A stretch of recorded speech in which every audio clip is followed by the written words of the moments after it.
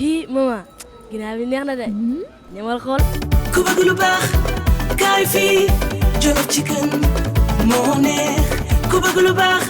kaay fii Jollof Chicken moo neex Sénégal mbaa pare ngeen Jollof Chicken yegsi na saf na nooy na neex na benn la fi amul morom ku bëgg lu baax kaay fii Jollof Chicken moo neex ku bëgg lu baax kaay fii Jollof Chicken moo neex ginaar boobu moo se dolli waat sell na Jollof Chicken ak neex ñamal seet bii suñu bos la dama ne mosal seet Jollof Chicken ak croustillant neex commandel rek ñu livré la